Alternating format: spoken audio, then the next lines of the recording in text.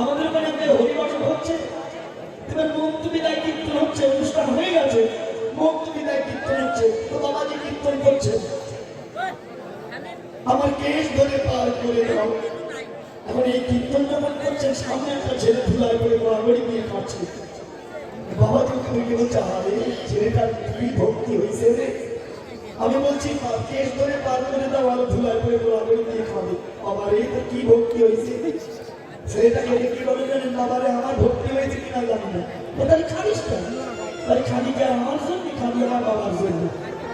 কেন বলে আপনি বললে কেস করে পার করে দেন, তা আমার বাবার তো মাথা সোলাম সোলাম, মানে টাক, ও পার হবে নাকি করলে আমার বাবার মাথা তো টাক, ও পার হবে কি করে এই দিকটি খাবে। গুরুজি বলে কি আর ও শালা শোনে কি, আমাদের অবস্থা চলুন সবাই মিলে দুটি বাহু দিলে রাধা নামের জয়ের ধ্বনি করে বৃন্দাবনে যায়। সবাই বলবেন রাধা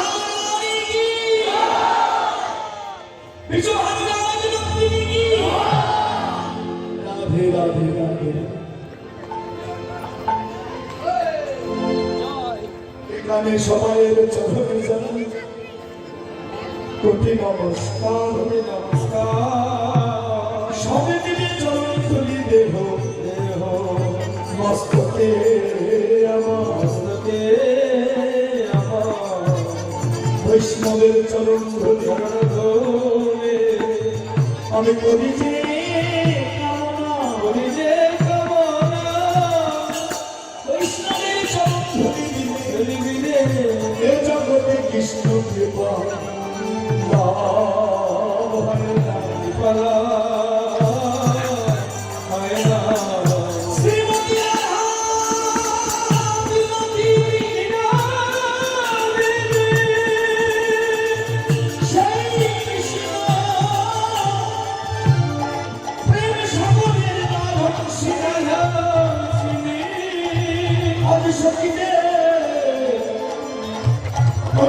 জড়িয়ে ধরে বলছেন কি বলছেন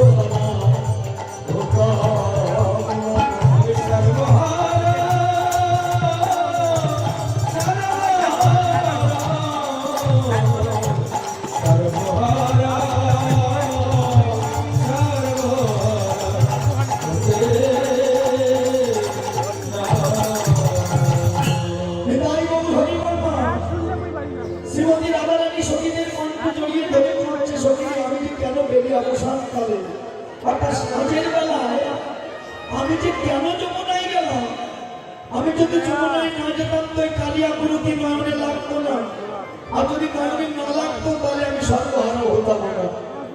আচ্ছা আমার সাজের বেলা মানে কোন বেলা গো? সাজের বেলা মানে কোন বেলা মায়েরা জানেন না? সন্ধ্যাবেলা। এই সাজের বেলা মানে আপনারা ভাবছেন তা নয়। সাজের বেলা মানে কি? যে বেলায় সেজে গিয়ে কৃষ্ণ সেবায় লাগা হয় তাকে বলে সাজের বেলা। আচ্ছা মায়েরা আপনারাই বলুন, কোন বয়সে মায়েরা একটু বেশি বেশি সাজে? যেমন চুল কাটা, ভুঁড়ি ঝাঁকা, নখে কালি, মুখে কালি, এগুলো কখন দেয়? হ্যাঁ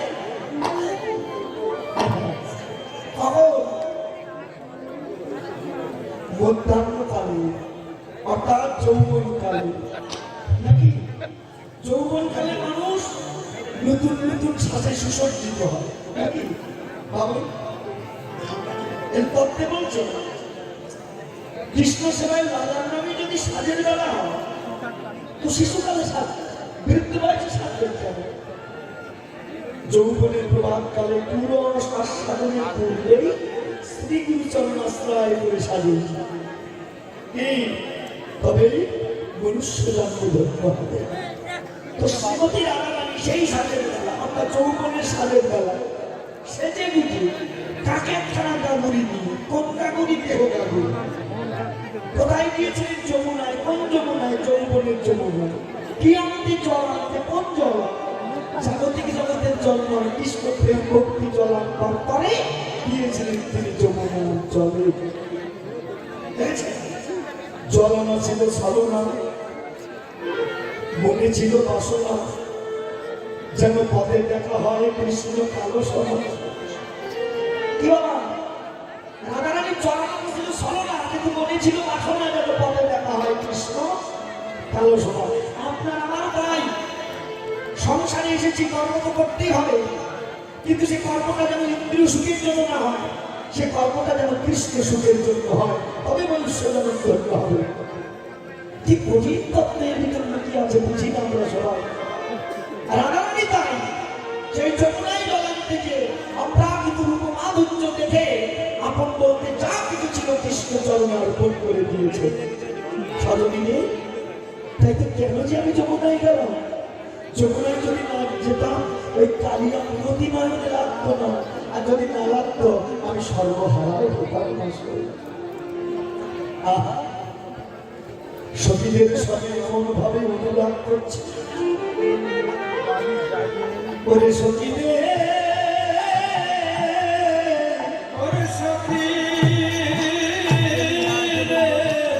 যে রূপে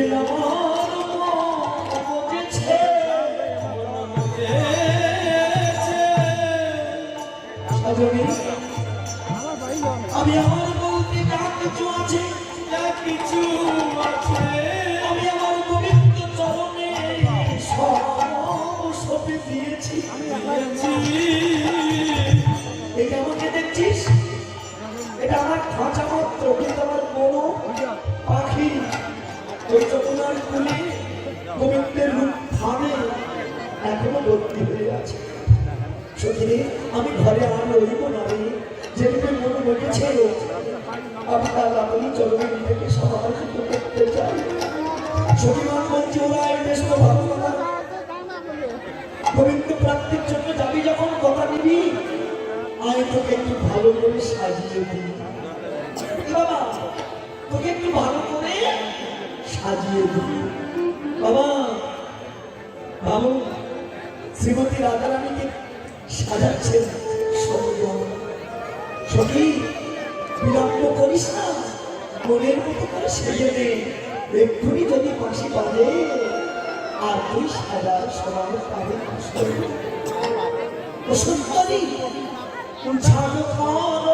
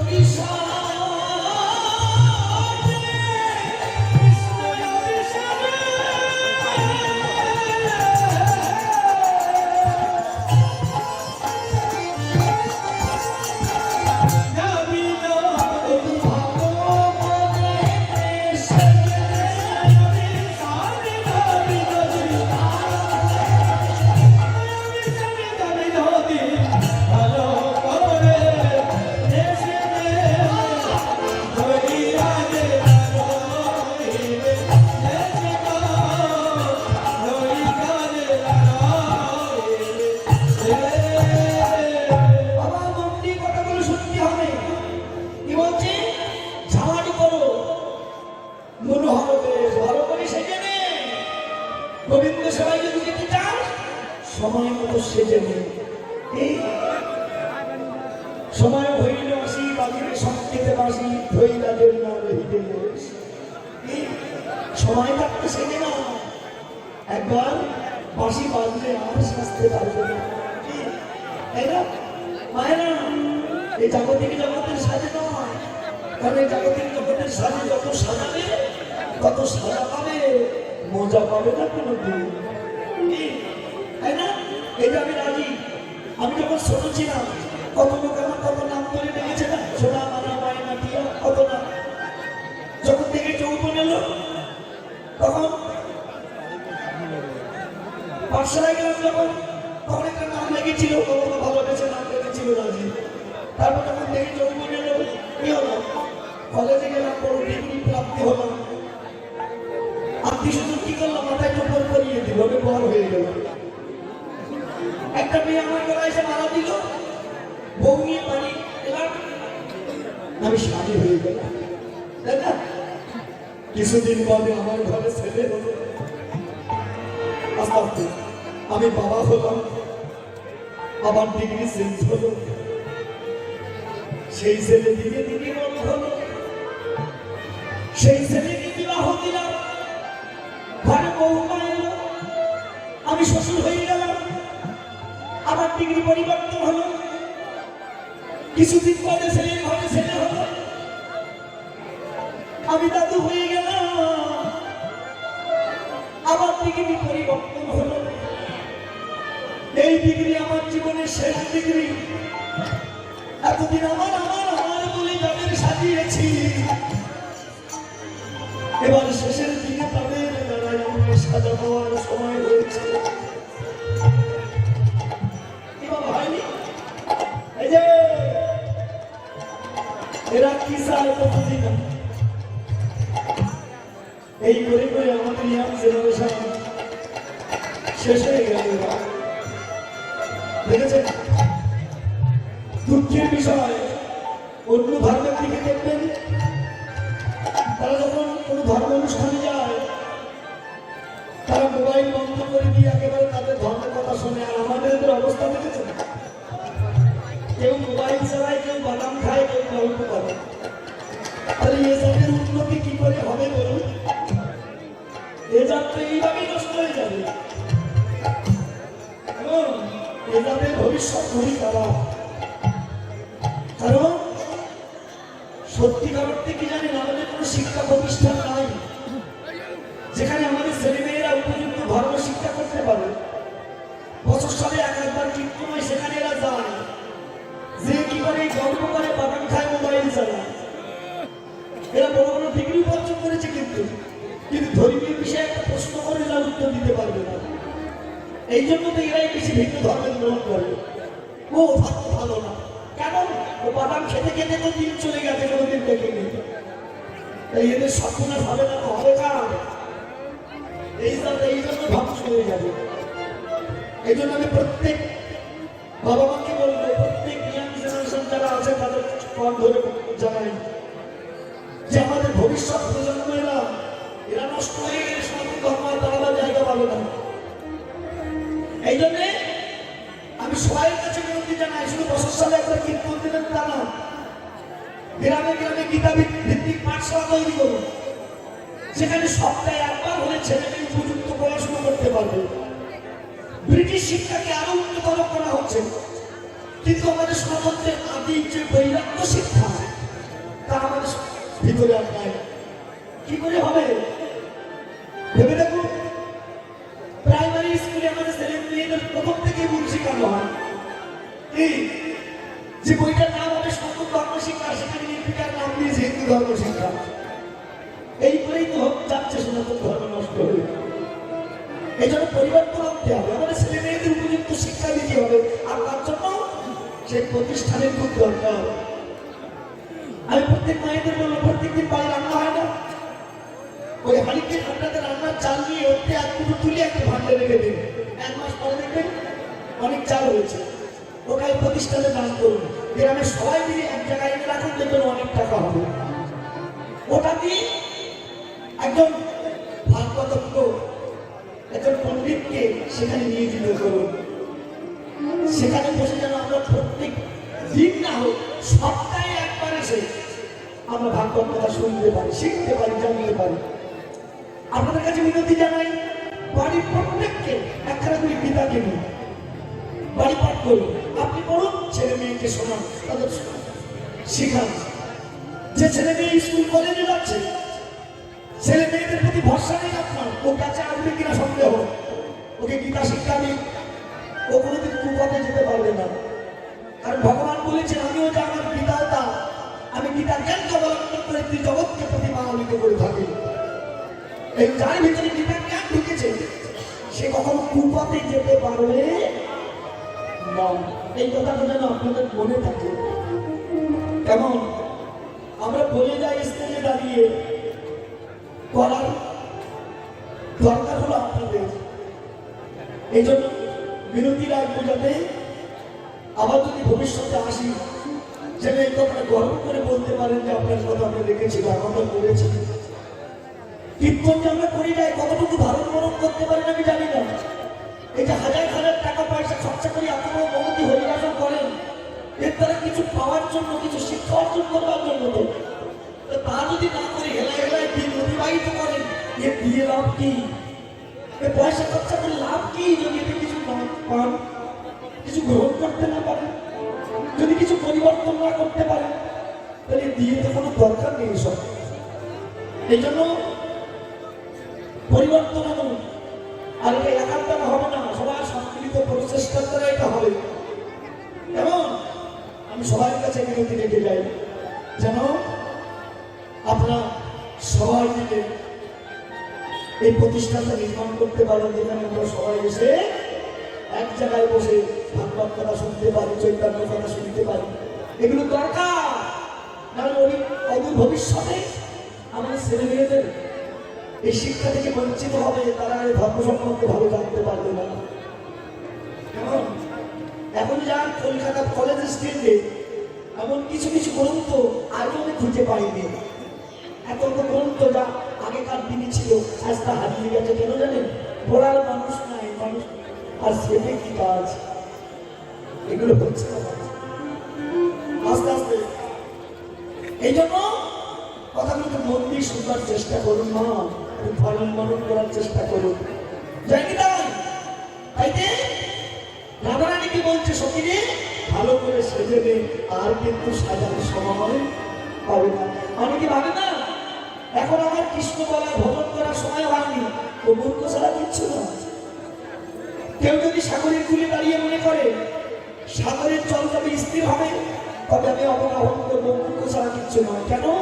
সাগরের জল কোনোদিন স্থির হবে না, আর তার অবগাহন হবে না। তখন কেউ যদি ভাবে সংসারে আসক্তি যাবে, নিবৃত হবে, তবে আমি কৃষ্ণ ভজন করবো, বাবা সংসারে আসক্তি কোনোদিন যাবে না। সংসারে যার একতলা হয়েছে তার দুতলার স্বাদ, যার দুতলা হয়েছে তার তিনতলার স্বাদ। ও জানে না যত বাড়ে তালা তত বাড়ে জ্বালা। এই জন্য বিশ্বাসের করুণায় বিশ্বাস, কখন যে অদৃষ্টের ডাক আসবে কেউ বলতে পারবে না। বলতে পারবো? তাহলে কাল বলে যে বসে আছি, কাল যদি আমার জীবনে আর নয় আসে, আর কি কৃষ্ণ ভজন করতে পারবে? এই জন্য আজকেই করে দিই, আর সময় কিন্তু নাই।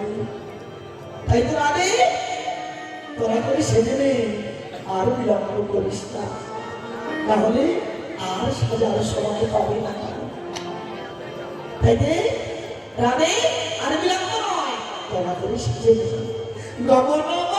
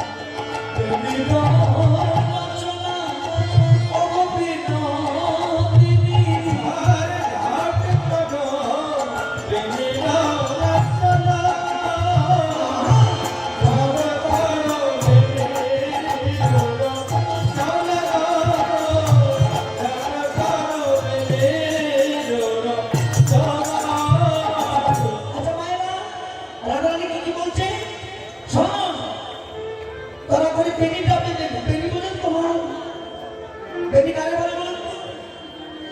হ্যাঁ বেনি মানে এই যে মায়েরা দেখবেন চুল বাঁধে, আচ্ছা কি করে বাঁধে? বেনিটা বাঁধায় কি করে? দেখবেন গোটা চুলটা তিনটে ভাগ করা হয়, একটার উপরে একটা, একটার উপরে একটা, একটার উপরে একটা, এমন করে বেনি নির্মাণ করা হয়।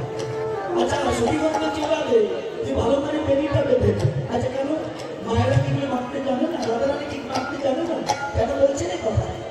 আসলে এর মধ্যে গভীর একটা তত্ত্ব আছে, এই জন্য জগৎকে জানাবার খুব দরকার। এই জন্য বলছে তাতে তুই ভালো করে বেনি বাঁধাটা শিখে দে। গভীর তত্ত্ব দেখো আসতে বাবা, আমাদের দেহের মধ্যে ৩.৫ কোটি নারী বর্তমান, এটা আপনি আমি অনেকেই জানি।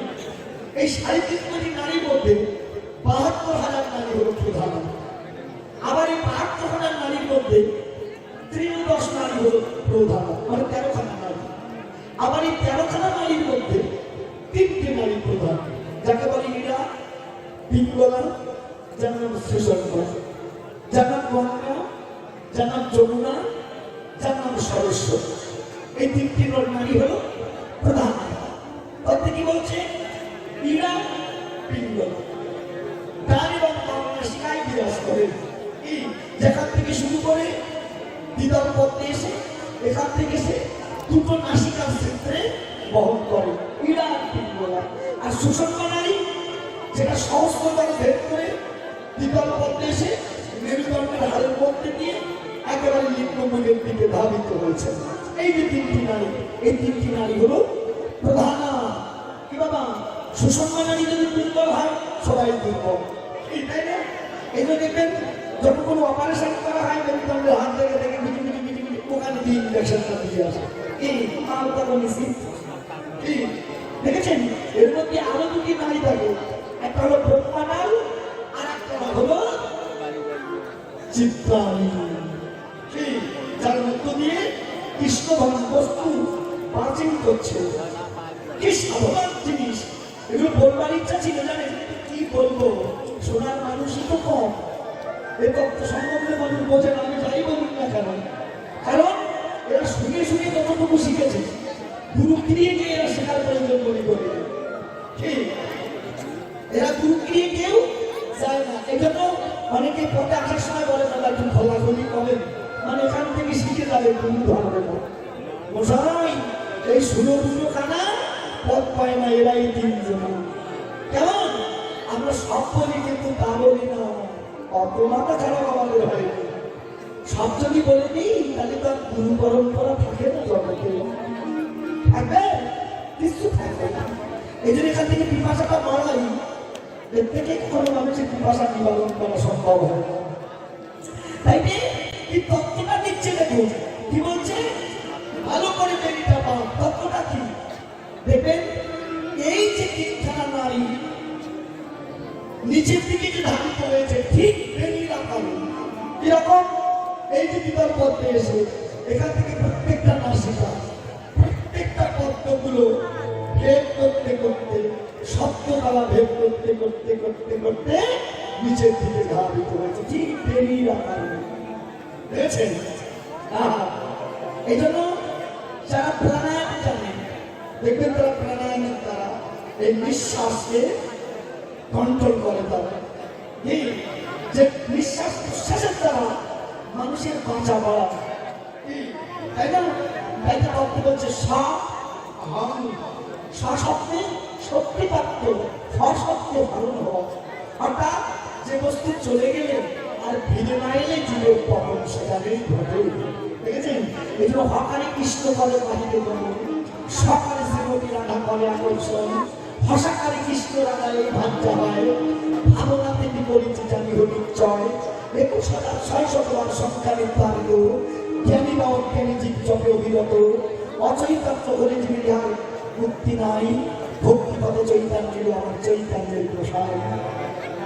কিংবা এই জন্য এই নারী তত্ত্বটা যদি না জানা যায় কি, তাহলে নারীর কাছেও যাওয়া উচিত নয়। যার দ্বারা নিজেকে ধরে রাখা যায়। এই সাধন করতে গেলে এখনো প্রাণায়াম, কিছু যোগ, এর দ্বারা নিজেকে রক্ষা করা যায়। এই জন্য এই সাধনাগুলোর খুব গুরুত্ব আছে। যাই হোক, এত কথা বলা যাবে না, তাহলে কথা বললেও অনেকে বুঝবে না। এবং তাইতে তাই বল, হরি বল, হরি বল।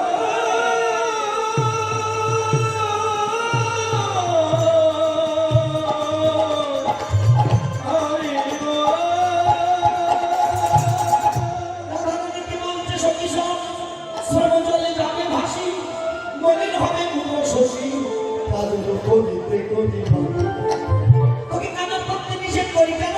তুই যখন অভিশাপের পথে ধাবিত হবি, ওই শ্রমজলে তোর সমস্ত কাজলগুলো ভেসে দিয়ে তোর উত্থানে বিকৃত হবে। এই জন্য বলি তুই কাজল করিস না। আরেকটা কথা বলি, এই আমার কথা শোন। নীল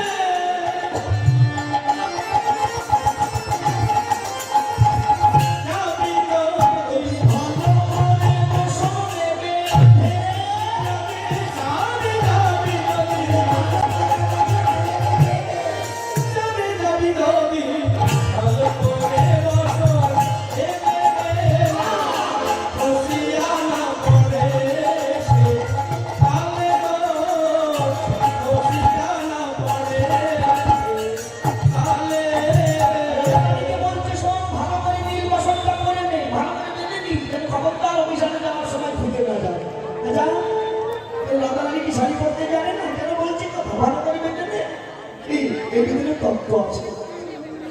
তবে এই জাগতিক জগতের বসন এই বসনটা কি? কৃষ্ণ ভজনের বসন। কিরকম? কৃষ্ণ ভজনে যেতে গেলে যে ভজনের প্রত্যেকটা স্তরে আপনি পাকানা বলে শেষ করে যেতে পারবেন না। অনেকে তত্ত্ব শিখেছে, জেনেছে, কিন্তু কর্মের সময় নিজেকে ধরে রাখতে পারে না। কেন?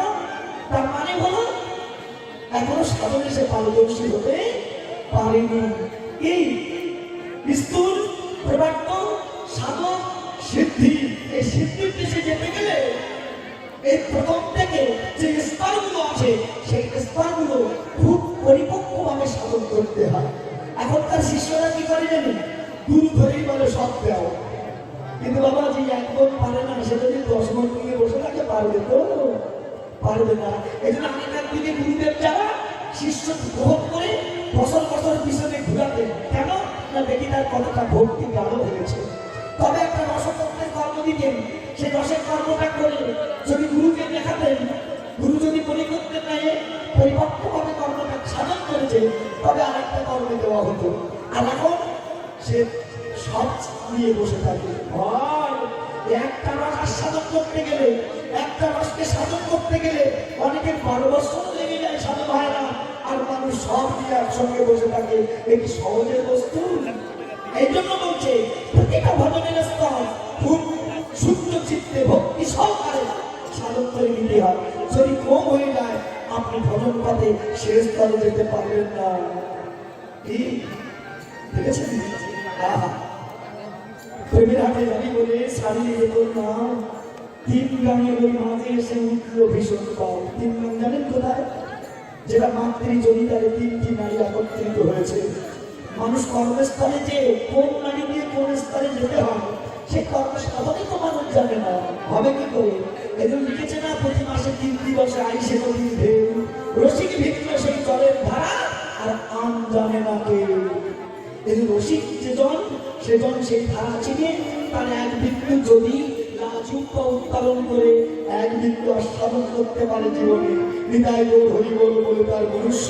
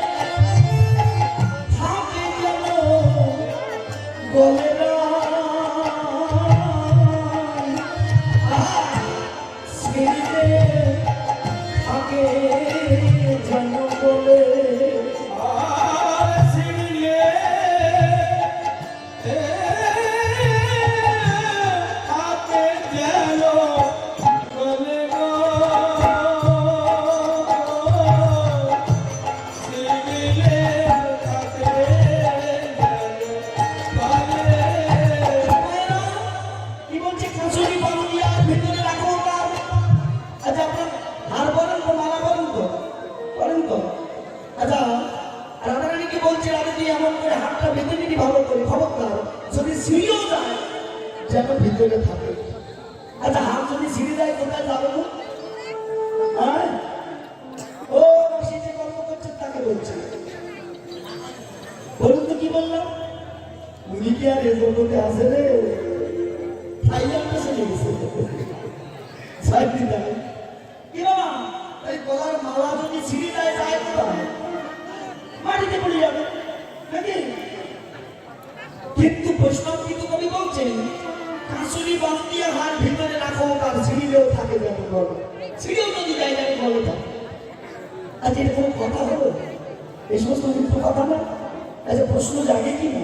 এই জন্য কীর্তন বোঝা এত সস্তা না। এই খালি সময় নাচানাচি করলাম, কিছু পদ গাইলাম না, না, এই পদের পদার্থ আমি জানার দরকার। তবে তো কথা বলি, কীর্তন শুনি, মানুষের কল্যাণ হবে, তাহলে কিছু হবে না। আসা যাওয়া সারা পদার্থ আসা, এছাড়া কিছু হবে না। কেমন? তাহলে ভেবে দেখুন, তত্ত্ব আছে নিশ্চয়ই, না হলে সমস্ত তত্ত্বগুলো লিখলে কি করবে? কথাগুলো মন দিয়ে শুনুন, আর বেশি সময় নেই, যারা তো বেশি সময় করবো না। কি রাধে রাধে। কাঁচুরি বান্দিয়া হার ভিতরে রাখো হাহাকার, ছিঁড়িলেও থাকে যেন বলে, কতটা কি? আচ্ছা, আমাদের সনাতন ধর্মের সমুদ্র মন্থন হয়েছিল জানেন? যে সমুদ্র মন্থনে একদিকে দেবতা, একদিকে বাসুকী নাচ দ্বারা মন্থন করেছিল না? করেছিল তো? সেখানে অমৃত উঠেছিল, আরেকটা জিনিস উঠেছিল, অনেক কিছু সৃষ্টি হয়েছিল, কিন্তু ভয়াবহ একটা জিনিস উঠেছিল, সেটা হলো হরে কৃষ্ণ। হরে কৃষ্ণ। হ্যাঁ, বলুন বলুন, তাড়াতাড়ি বলুন। এক ছেলে এখানে পাওয়া গেছে, যদি যে অবস্থায় যেখানে ঘটনা আমার লক্ষ্মী ভান্ডারে চলে এসো, বাচ্চাটা খুব কান্নাকাটি করছে। আচ্ছা, আপনাদের বাচ্চা বাচ্চা হারিয়ে গেলে খোঁজ নেবেন। এই এখনো বাচ্চা হারিয়ে কি করে বুঝলাম না। ছেলেটার নাম স্বাগত।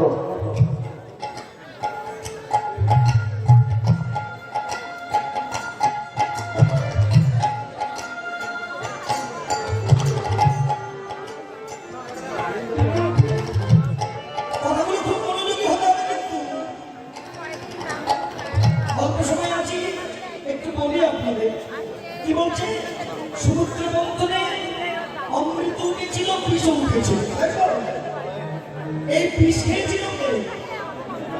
এই বিষ খেয়েছিল স্বয়ং ভগবান।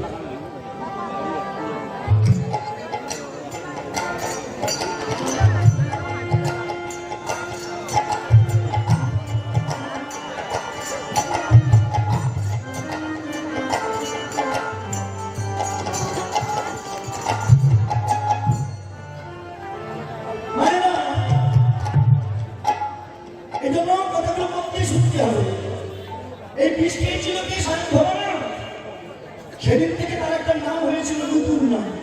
কি নাম হয়েছিল? নীলকণ্ঠ। আর নীলকণ্ঠ হলো কেন না, বিষকে তিনি কণ্ঠে ধরে রেখেছিলেন। আচ্ছা, কিছু খেলে কণ্ঠে কেউ ধরে থাকে? ও তো খেলে এখানে সামনে হবে, তাই না? তারপরে তার বললাম, ভেবে দেখুন, তাহলে বললো কেন যে কণ্ঠে ধরে রাখার কৌশল জানতেন। এটাই তো তত্ত্ব। কি বললেন?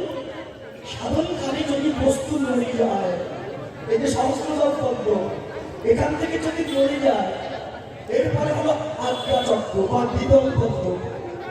এখানে আসল দুঃখ নয়, এখান থেকে ভেদ করে যদি এই যেটাকে বলে বিশুদ্ধ চক্র। কি বাবা ভেবে দেখুন, এখানটা ভেদ করে যেন নিচে না আসে, এখান থেকে ভেদ করে যদি নিচে আসে, অমৃত তখন বিষে রূপান্তরিত হয়ে যাবে। দেখেছেন? ওকে আর জীবনেও আপনি ফিরাতে পারবেন না। এই জন্য বলছে, যদি হার ছিঁড়েও যায়, আপনার বস্তু যদি ছিঁড়েও যায়, খবরদার এইগুলো আজ্ঞা চক্র বা দ্বিদল তত্ত্ব, এরপর হলো বিশুদ্ধ চক্র। খবরদার এই বিশুদ্ধ চক্রের এখান থেকে নিচে যেন না নেমে যায়, তাহলে অন্তত বিষে রূপান্তরিত হবে। বোঝা গেল? এগুলো তত্ত্বের কথা। তাই তো বলছে, কাশুরি মাতৃয়া হাল ভিতরে না করবার সিঁড়িয়েও থাকে যেমন। আরো বলিস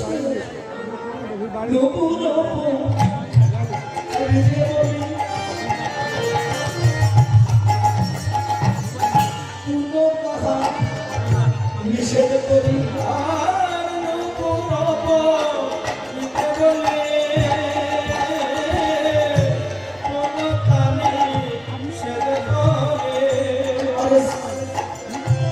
চলিতে চাও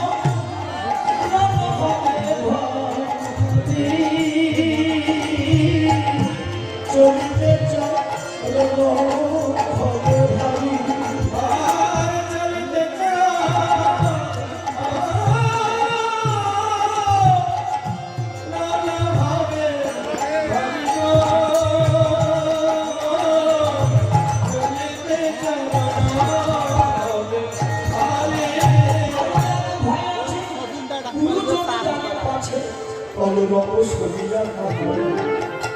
দুটির চাতুরি কথা শুনে পুলিশ ভালো সুতা বদলে বসনা দিয়া হাসে দিয়া প্রসাদাদি পান দুটিরে রাখলো না কহ কহিল বিন্দু দাসে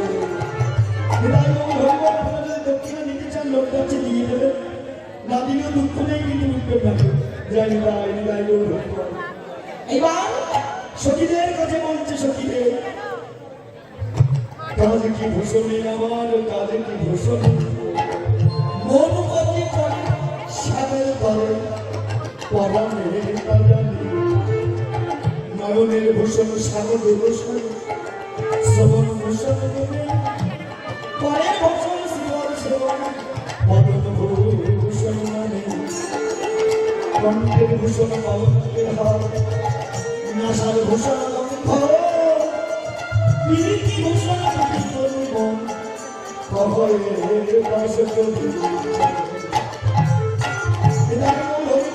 সময় শেষ হয়ে গেছে।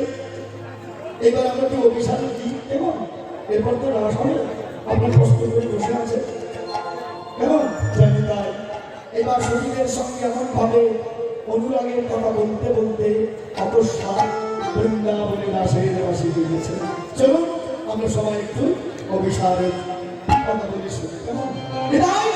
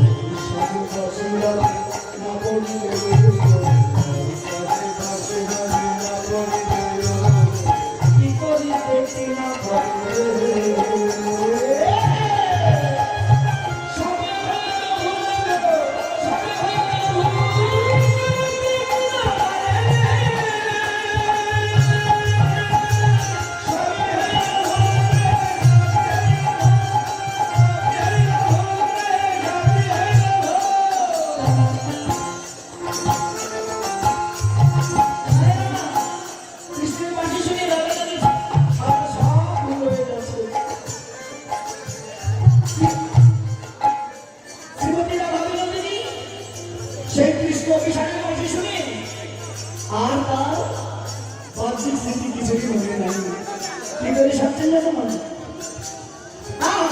উঠে যা চলে যাই বাংলাকে শোভা চলে যায় বাংলাকে শোভা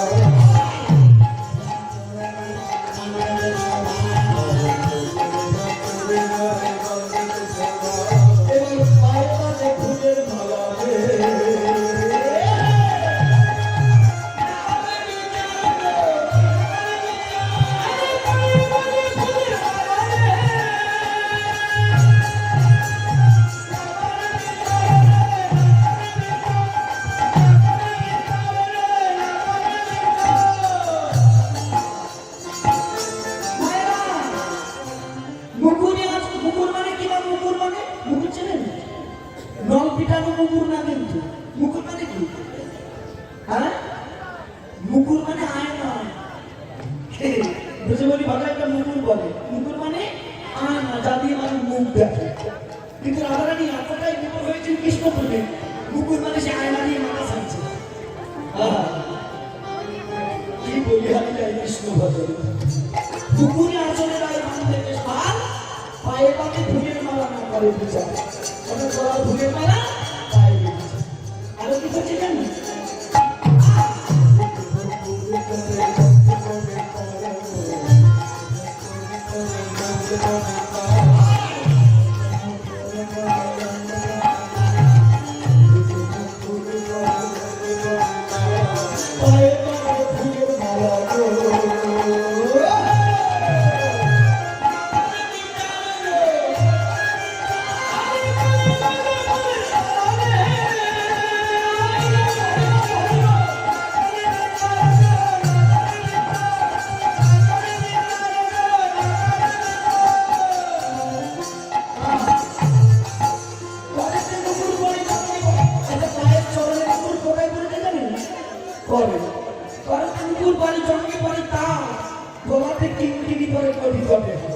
মানে গোলাপটা কোমরে গেছে আর কোমরটা গেছে কৃষ্ণ প্রেমের কি বলি আরো কি করছে শুনুন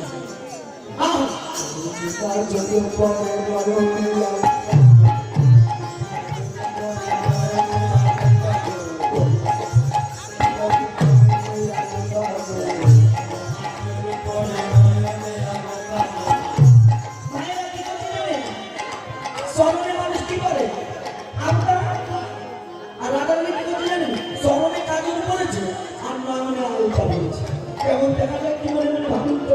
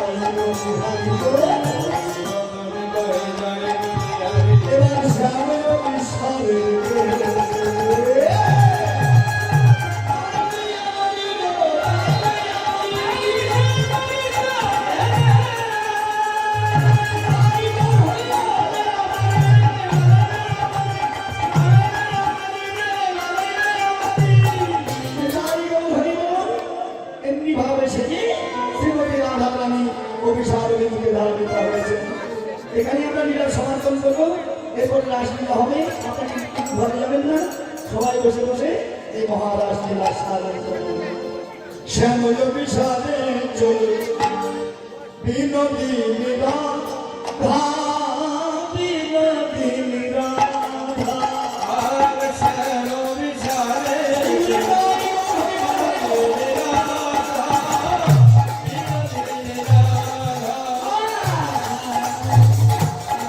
Oh